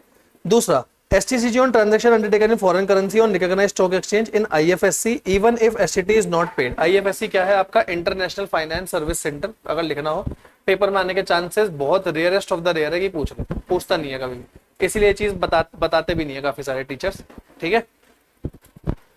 आईएफएससी का मतलब है इंटरनेशनल फाइनेंस सर्विस सेंटर। अगर वहां आपने एसटीटी पे नहीं करा तो भी आपके ऊपर रेट 15% का लगेगा, बस इतनी सी बात है। अब आप एक बात और समझना है यहाँ पर, एसटीसी देखो अगला लिखा है STCG on any other asset, दिखा स्लैब रेट। और आप ध्यान से देखो, सेक्शन कुछ नहीं लिखा, मैंने आपको बताया था कोई सेक्शन नहीं होता 111 जैसा, 111A होता है ना। यहाँ पर आएगा आपका स्लैब रेट, वो बात ठीक है। अब एलटीसीजी की बात करते हैं। सबसे पहले एलटीसीजी में ये बात पढ़ो, देखो सबसे पहले एनी अदर एसेट कितना रेट? 20% का। 10% 112A में पढ़ो क्या लिखा है? एक्सीडिंग 1 लाख जिसपे एसटीटी पे हुआ हो। और वही आईएफएससी वाली बात है, तो एसटीटी आपका नहीं पे हो तो भी चल जाएगा। यहाँ आपको इंडेक्सेशन का बेनिफिट नहीं दिया जाता, ना करेंसी फ्लक्चुएशन का बेनिफिट दिया जाता। करेंसी फ्लक्चुएशन याद ना भी रहे ना, छोड़ देना, नहीं आता कभी, कभी भी नहीं आया आज तक पेपर में। इंडेक्सेशन वाली बात हमेशा ध्यान रखना, 112A में इंडेक्सेशन नहीं मिलता। सर 111A में, 111A तो शॉर्ट टर्म है, वहां तो इंडेक्सेशन की बात ही नहीं होगी कुछ, है ना। अच्छा अगला, unlisted security share of private company for non corporate non resident foreign company without the benefit of indexation. ये फालतू पॉइंट है, इसको छोड़ भी सकते हो, ये 10 वाला ये फालतू पॉइंट है, एक बार रीड करके छोड़ देना। इसके ऊपर कोई क्वेश्चन नहीं है ना मॉड्यूल में ना कहीं पर, ठीक है। इसके ऊपर आपके क्वेश्चन है और इसके ऊपर आपके क्वेश्चन है बस, ठीक है। अगला, सर कोई डिवेंचर है, जीरो कूपन बॉन्ड है, इस पे भी आप रेट 10% का लगाओगे अगर आप इंडेक्सेशन नहीं देना चाहते तो। सर इंडेक्सेशन का बेनिफिट लेना चाहते हो, रेट लगेगा 20%। असेसी कौन सा लगाएगा? असेसी के लिए जो ज्यादा बेनिफिशियल है। इतनी सी बात देखिए, डिवेंचर बॉन्ड में जनरली जो रेट लगता है आपका, अगर आप इंडेक्सेशन नहीं लोगे तो 10% का रेट, ठीक है। अगर आप इंडेक्सेशन ले रहे हो रेट हो जाएगा 20% का। आप देख लो आपके लिए जो असेसी के लिए बेनिफिशियल हो वो आप लगा लो, ठीक है। और मजे की बात बताऊं, डिवेंचर बॉन्ड पे भी आज तक कभी कोई क्वेश्चन आया नहीं। इस पे क्वेश्चन सबसे ज्यादा किसमें आता है? आपका 112A जो नॉर्मल शेयर्स की बात करता है, और एक 111 है। और 112A में जो आपने वो पढ़ा कि कॉस्ट ऑफ एक्विजिशन कैसे निकलेगी अगर आपने 1 फरवरी 2018 से पहले ले रखा है, वो सब चीजें ज्यादा आ गई, ठीक है। यहां तक कोई दिक्कत तो नहीं? चलें आगे। अब देखो एक ये पॉइंट ना आपका डेफिशिएंसी से रिलेटेड दे रखा है, इसलिए मैंने आपको ये पॉइंट पहले ही पढ़वा दिया था। In case of resident individual HUF बताओ इन्हीं को डेफिशिएंसी मिलती है। LTCG under section 112, 112 A, 111 A, मतलब जितनी भी स्पेशल इनकम है shall be reduce by unexhausted basic exemption limit, balance shall be subject to tax. Deficiency में पढ़ रखा है पॉइंट हमने, आगे चैप्टर 16 में भी आएगा आपका। No deduction can be claim, इनसे आपको कोई डिडक्शन नहीं मिलेगी, वो भी आपको पता ही है। क्यों नहीं मिलेगी बताओ, रीजन बताओ। कोई डिडक्शन आपको नहीं मिलेगी, सेकंड पॉइंट, रीजन क्या इनमें से बताया था हैं? डिडक्शंस क्यों नहीं मिल सकती इसमें से? हमारी दो प्रकार की इनकम होती थी, normal income, special income. Special income से कभी भी डिडक्शन नहीं मिलती थी, याद है? जितना नॉर्मल इनकम होती थी जीटीआई में आप उतनी डिडक्शन ले सकते हो, और ये सारी आपकी स्पेशल इनकम है क्योंकि यहाँ स्पेशल रेट लग रहे है ना। याद है, बताया था मैंने आपको स्टार्टिंग में। ये दोनों पॉइंट इसलिए मैंने आपको पहले ही बता दिया था ताकि यहाँ कोई दिक्कत ना आए। यहाँ तक कोई प्रॉब्लम? यहाँ तक कोई प्रॉब्लम? चलें आगे। अगला देखो, insurance claim on destruction. Sir कुछ डैमेज हो गया, कोई डिस्ट्रक्शन हो गया, मेरे को इंश्योरेंस क्लेम मिल रहा है, क्या उस पर भी कैपिटल गेन हो सकता है? बिल्कुल कैपिटल गेन हो सकता है। इसके ऊपर क्वेश्चन बहुत कम आया है, लेकिन एक दो बार आ रखा है, इसीलिए हम इसको करेंगे जरूर। देखो, where any person receive any money और other asset under insurance on account of destruction of any other asset, then money receive or FMV of the asset received shall be deemed to be the sale consideration of the previous year in which such money or asset was received। आपको या तो insurance company से पैसे मिलेंगे या asset मिलेगा, है ना। जितने में मिला, पैसा मिला वो ले लो, नहीं तो एसेट मिली उसकी फेयर मार्केट वैल्यू ले लो। आप ऐसा देखो, ऐसे मानो मेरे पास एक मशीन थी, मशीन ए, मैंने इसकी इंश्योरेंस करा रखी थी। मशीन ए डैमेज हो गई। मशीन ए डैमेज होने के बाद इंश्योरेंस कंपनी ने मेरे को पैसा दिया 10 लाख रुपए। तो मैं ऐसा मान के चल रहा हूँ मशीन ए मैंने इंश्योरेंस कंपनी को बेच दी, सेल हुई 10 लाख की, सिंपल बात। सर मेरे को 10 लाख रुपए नहीं मिले, मेरे को मशीन बी मिल गई इसके बदले। मैंने कहा एफएमवी कितनी है? कि आपने बोला एफएमवी 6 लाख। मैंने कहा मैं मान लूंगा 6 लाख में मैंने मशीनें बेची है, सेल कंसीडरेशन 6 लाख हो जाएगी। पैसा या एसेट की एफएमवी जो भी होगा आप वो ले लो। सर दोनों हुए, दोनों को ऐड करके ले लो, थोड़ा पैसा मिला थोड़ी एसेट मिली वो ले लो, ठीक है। यहाँ तक कोई दिक्कत तो नहीं? अच्छा आगे समझना, ये वाली बात हो गई हमारी। ट्रांसफर कब कंक्लूड होगा? Transfer shall conclude, transfer conclude का मतलब ट्रांसफर खत्म कब होगा आपका?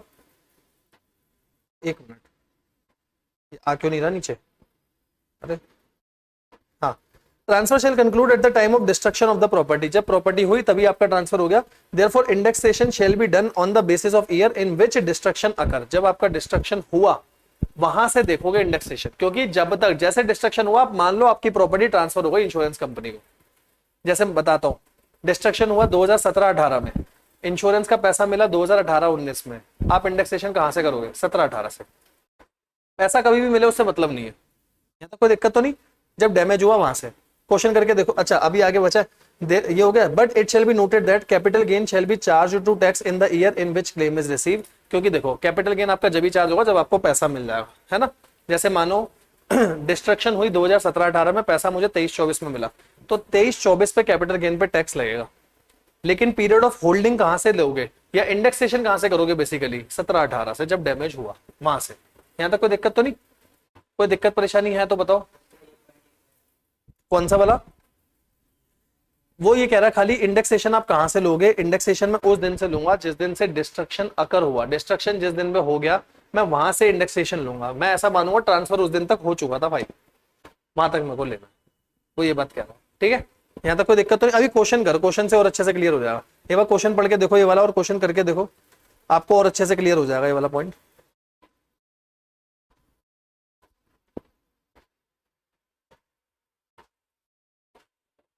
कि मैं वो क्या बात कह रहा हूँ ट्रांसफर वाली। एक बार आपको और बता दूं, फिर आप वाला क्वेश्चन देखो, शायद आपको और अच्छे से क्लियर हो जाए मैं क्या कहने की कोशिश कर रहा हूं। भाई मैं ये कहने की कोशिश कर रहा हूं, देखो 2017 10 जनवरी मैंने मशीन खरीदी, कितने की? 10 लाख के। 2022 15 जनवरी डिस्ट्रक्शन हो गई। 2023-24 में मेरे को क्लेम मिला, तो जब क्लेम मिला कैपिटल गेन तो यही टैक्स होगा। लेकिन जो आप इंडेक्सेशन करोगे वो कहां से कहां तक का? इतने पीरियड का करोगे जहां से खरीदी से लेकर के जहां तक डिस्ट्रक्शन हुआ। क्योंकि डिस्ट्रक्शन के टाइम पे हम मान रहे हैं कि ट्रांसफर हो चुका, अब तो एसेट मेरे पास ही नहीं है ना, तो मैं इंडेक्सेशन कहां तक करूंगा? जहां से खरीदी वहां से डिस्ट्रक्शन तक। समझे? अब करके देखो क्वेश्चन, अब आपका क्वेश्चन हो जाएगा 21 क्वेश्चन, एक बार पढ़ो करके देखो इसको।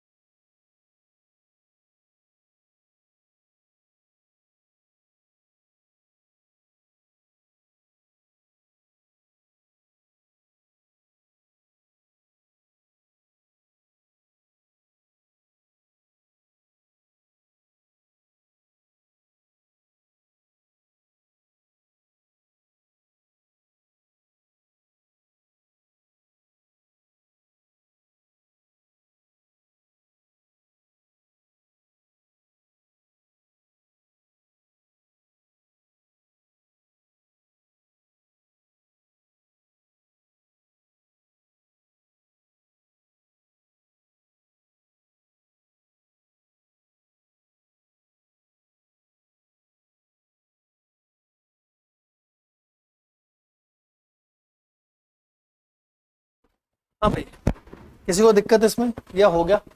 बताओ एक बार, है ना?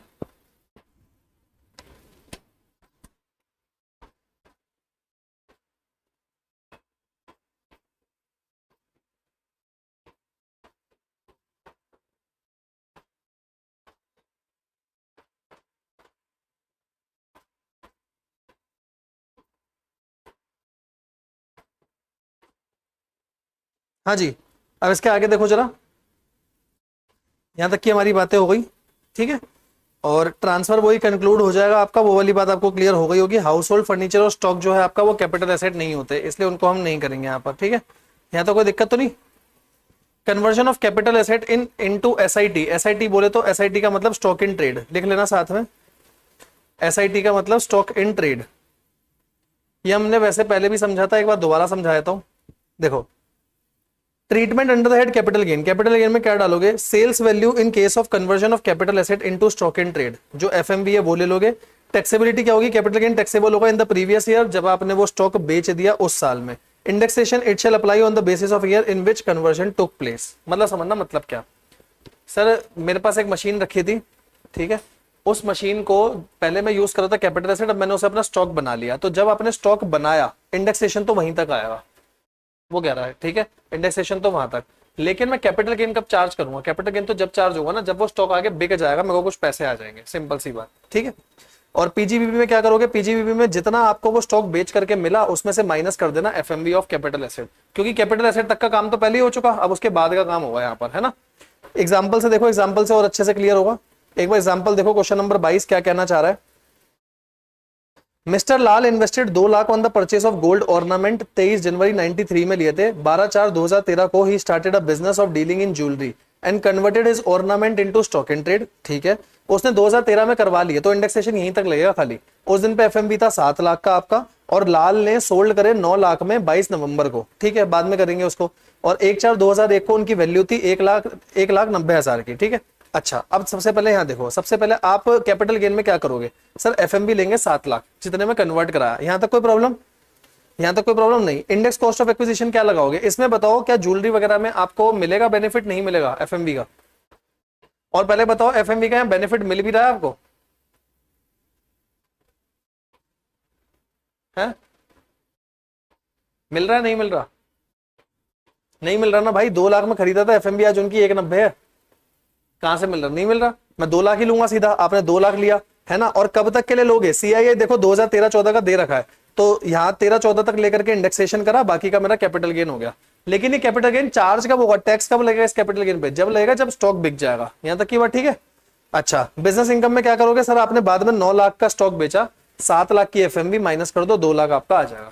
कोई प्रॉब्लम? नॉर्मल है तो, इसमें कोई प्रॉब्लम, कोई दिक्कत लग रही है तो बताओ यहां तक। ये सही है, क्लियर है। अच्छा, आगे की बात करें। एक बार नोट्स पढ़ लो, ये दोनों नोट्स पढ़ लो एक बार दोनों।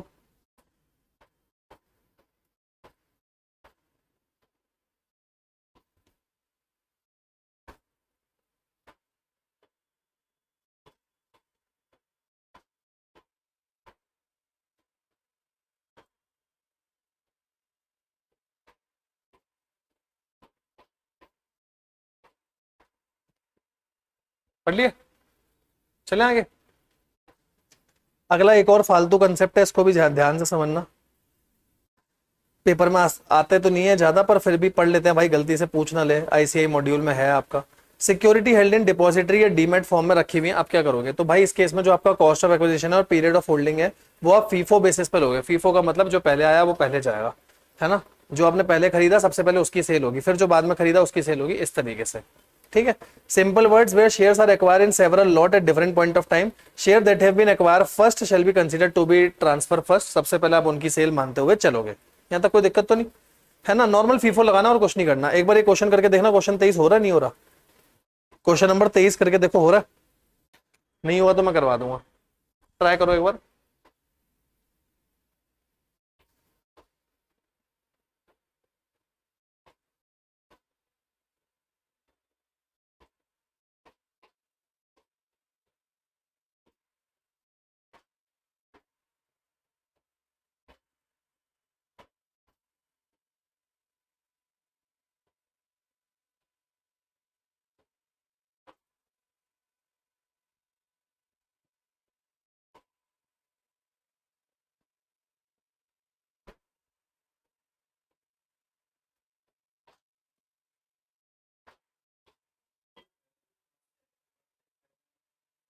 कौन सी वैल्यू? ये वैल्यू आपको क्वेश्चन में हमेशा दे के रखेगा वो, सीआईआई की। इस वाले क्वेश्चन में नहीं है वैसे, वो दे के रखेगा, यहाँ पर बुक में दे रखी है ना मैंने अलग से। वो क्वेश्चन में आपको हमेशा दे करके रखेगा, उसकी चीजें छोड़ दो।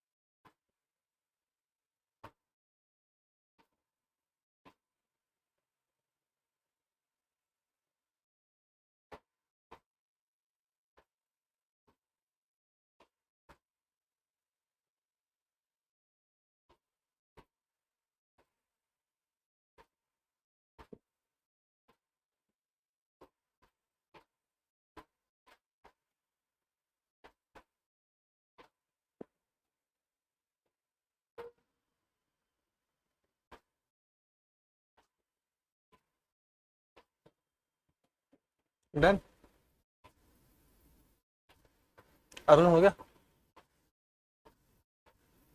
मनीष हो गया?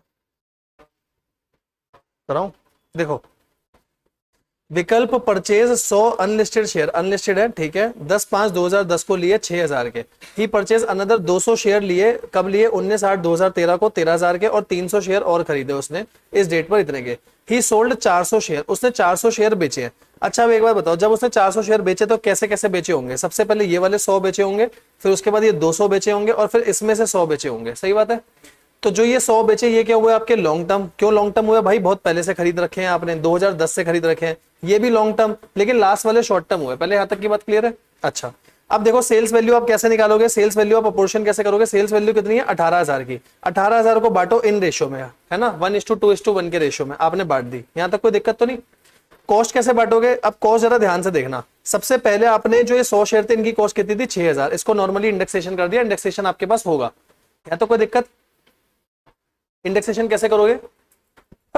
सॉरी, 6000 इंटू में सीआईए, ऊपर किसका आएगा? करंट ईयर का, नीचे किसका आएगा आपका? 2010 का, 10/11 का। यहां तक ठीक है? सेम ऐसे आपने यहां पर भी इंडेक्सेशन करा, और इंडेक्स कॉस्ट यहां पर भी इसने ले ली।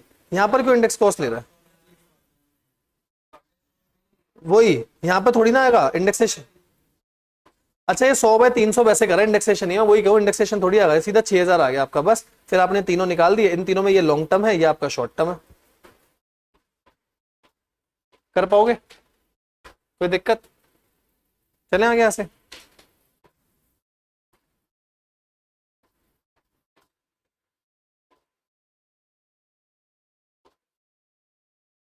देखो जी, अगला case, transfer of capital asset by a partner to a firm. Partner ने कोई कैपिटल एसेट फर्म को दे दी। अब क्या होगा?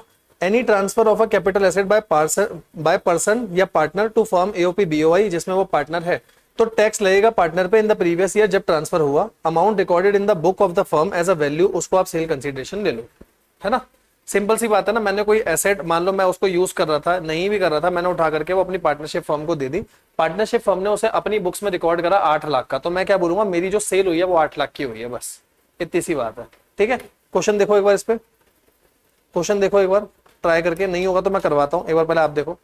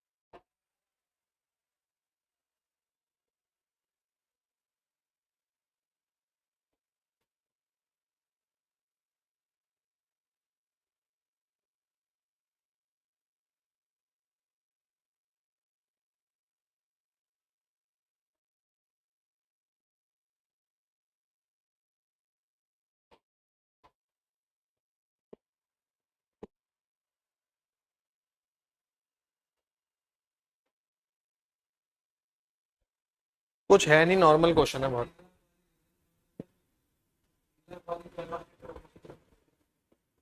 क्यों 93 में 3 लाख है, फादर ने एक्वायर करी 83 में? एक मिनट, वो है 2 लाख। अच्छा, लेकिन 1/4/2001 की तो दे रखी है ना मेरे को, और वो ज्यादा है। अगर अगर वो कम होती तो फिर बात करते हम। कोई दिक्कत? रोहित क्लियर है? शाहिद ये वाला क्लियर है? इसमें तो कुछ था नहीं ना, नॉर्मल सा क्वेश्चन था। आगे देखो, नोट देख लेना एक बार। Where an asset is acquire before SSC has option to take actual cost और FMB whichever is higher, higher वाला लेगा। FMB on the date of transfer is irrelevant, उसका कोई मतलब नहीं है, इस वाले को स्टार लगा के रखना। कहीं आपको लगे डेट ऑफ ट्रांसफर की एफएमबी क्यों दे रखी है, उससे कोई मतलब ही नहीं है, उसका हम कुछ भी नहीं करते। ठीक है, एक टॉपिक और करते हैं आज का लास्ट टॉपिक, बाकी फिर बाद में करेंगे आपका कंपलसरी एक्विजिशन से। लास्ट टॉपिक करते हैं, इसको समझना। Distribution of asset on retirement of a partner या डिसोल्यूशन ऑफ अ फर्म। ठीक है ना, पार्टनर के रिटायरमेंट पे या फर्म का डिसोल्यूशन हो गया और अब एसेट मिल रही है पार्टनर को। Any distribution of firm asset on distribution of the firm is taken in the hands of the firm. Firm का माना जाएगा। FMB of the capital asset on the date of distribution shall be taken as sale consideration. उसे आप sale consideration मानोगे, जितनी fair market value होगी basically जो आप दे रहे हो, है ना। जो फर्म बांट रहा है पार्टनर को, तो फर्म की जो प्रॉपर्टी है उसकी जितनी भी एफएमबी है वो मानी जाएगी। यहां तक कोई दिक्कत तो नहीं, सेल कंसीडरेशन मानी जाएगी। 25वां क्वेश्चन छोड़ो, 26वां देखो। 26 वाले से ध्यान से समझना, 26 वाला अच्छे से समझ में आएगा। अगर 26 आ गया तो 25 आप कर पाओगे, है ना। देखो, A B C are 3 partners of the firm. 3 partner है, फर्म गॉट डिसॉल्व। 20 फरवरी 2024 को फर्म डिसॉल्व हो रही है। Following asset are distributed between partner. पहला रेसिडेंशियल हाउस जो ए ले गया, मशीनरी बी ले गया और शेयर सी ले गया। ठीक है, इसकी कॉस्ट ऑफ एक्विजिशन 80,000 थी। 96-97 में एफएमबी दे रखी है 4,60,000। बुक वैल्यू है डेट ऑफ डिसोल्यूशन। पहले बताओ बुक वैल्यू का कुछ करोगे आप? बुक वैल्यू का कुछ करोगे? मैं क्या देता हूं? एफएमबी। एफएमबी को ध्यान रखूंगा, बुक वैल्यू का कुछ नहीं करूंगा। यहां तक कोई दिक्कत तो नहीं। कैपिटल गेन निकालने, कैपिटल गेन कैसे निकलेंगे देखो एक बार। सबसे पहला जो ए लेकर के गया, सेल कितनी होगी? हमेशा एफएमबी देखोगे, बुक वैल्यू नहीं। सबकी आपने एफएमबी ले ली, यहां तक कोई दिक्कत तो नहीं।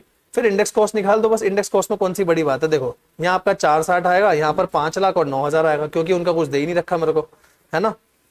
ये आपका 4,60,000 आया, है ना। यहाँ पे 2,30 ले रखा है इसने मशीनरी पे। मशीनरी पे 2,30 दे रखा है क्या मशीनरी पे? अच्छा, मशीनरी पे इससे सीधा बुक वैल्यू उठा ली, वही देख रहा हूं, एक मिनट। कॉस्ट ऑफ एक्विजिशन थी 5 लाख की, लिया आपने 9-10 में है। आज उसकी बुक वैल्यू चल रही है इतनी, बुक वैल्यू थोड़ी ना उठाओगे। अच्छा बताता हूं, देखो देखो इस वाले में ना, यहाँ पर एक चीज लिख लेना नीचे, एक नोट लिख लेना। यहाँ एक नीचे नोट लिख लेना, फिर ये क्वेश्चन आपका अच्छे से क्लियर हो जाएगा। देखो नोट में लिखो, सेल कंसीडरेशन क्या आएगी? सेल कंसीडरेशन क्या आएगी मेरी? एफएमबी। सेल कंसीडरेशन आएगी एफएमबी। कॉस्ट ऑफ एक्विजिशन क्या आएगी मेरी? इंडेक्सेशन तो आप कर लोगे, कॉस्ट ऑफ एक्विजिशन क्या आएगी वो समझना। भाई देखो, अगर मैंने 1 अप्रैल 2001 से पहले कुछ खरीदा है, 1 अप्रैल 2001 से पहले कुछ खरीदा है, तो आप कॉस्ट ऑफ एक्विजिशन देख लो, या उसका 1 अप्रैल 2001 को एफएमबी देख लो, विच एवर इज हायर, आप ये ले लोगे। यहां तक कोई दिक्कत तो नहीं। बट अगर मैंने आफ्टर 1 अप्रैल 2001 को वो खरीदा है, तो उस केस में एफएमबी तो मैं देखूंगा ही नहीं। उस केस में आप देखोगे बुक वैल्यू की वो चल कितने की रही है बुक्स में। तो 2,30 और 9, 2,30 और 9 ये वाली उठाऊंगा। क्या भाई? नहीं नहीं, मशीनरी के लिए नहीं, शेयर्स के लिए भी। शेयर्स की तो वैल्यू सेम वही है ना, बुक में वही चल रही है ना, 9,000 से नीचे भी 9,000 चल रही है। ठीक है, और आपका क्या?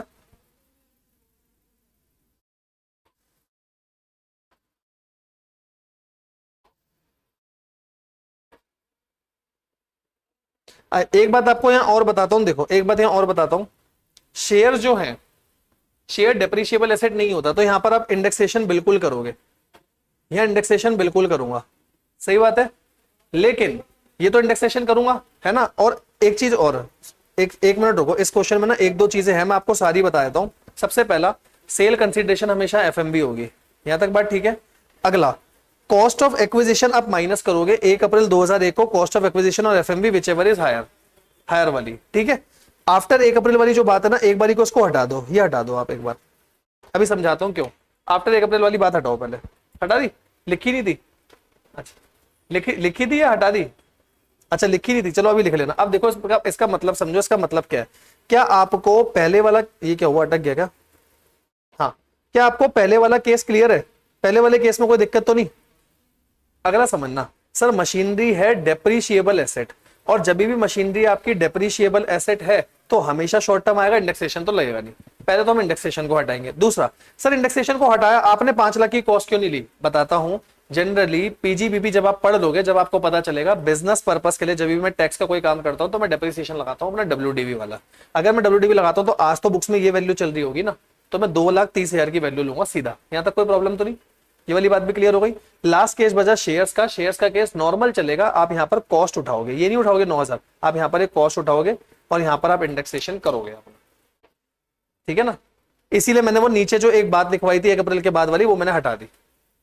ठीक है, कोई दिक्कत? उल्टा उसकी जगह अगर आपको बात लिखनी है ना, तो आप यहां पर ये लिख लो, मशीनरी जो है वो डेप्रिशिएबल एसेट है, और डेप्रिशिएबल एसेट है जो कि ऑलवेज शॉर्ट टर्म होगा, एक तो ऑलवेज शॉर्ट टर्म आएगा जो आएगा, और साथ में कॉस्ट ऑफ एक्विजिशन होगी मेरी बुक वैल्यू, क्योंकि यहाँ WDV लगता है आपका, इसीलिए ये नोट करके रखना लास्ट में।